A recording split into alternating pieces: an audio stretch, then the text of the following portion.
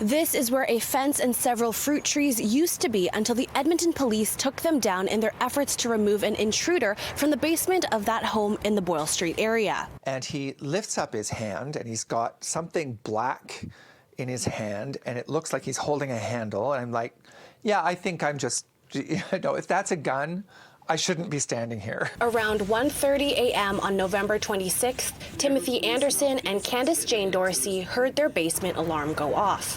When Anderson went outside to check the basement windows, he saw a stranger pointing something at him through the glass.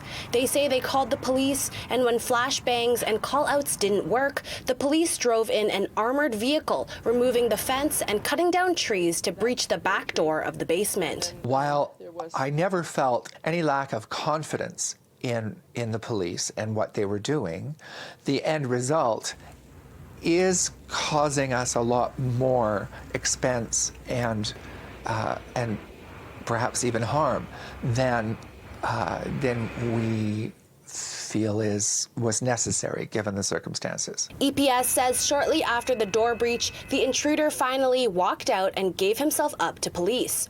And although Anderson and Dorsey say they are grateful the mission was successful, they are now left without a fence, their precious fruit trees and bushes are destroyed, and they have more questions than answers, since Dorsey says she gave the basement keys to the police before they attempted the backyard breach. It just feels so unnecessary. And if they had asked us, we would have basically said, no, just go in the door that you have the key to. Anderson also says it's ironic the police protected them by taking out their protective fence. The police removed some of the security that we had in terms of there being a fence and just left us there with this, our backyard open to anybody. Another thing the couples say they noticed were stains in the snow that looked like automatic transmission fluid.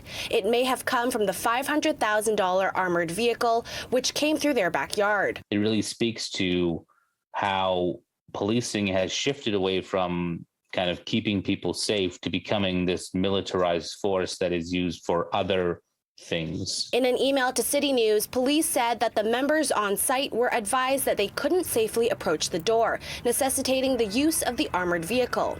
They did not comment on whether or not the armored vehicle is in need of repairs. Dorsey says she's put in a claim to the City of Edmonton for the damages, but it will take at least 120 days for it to be processed. In Edmonton, Sarah Chu, City News.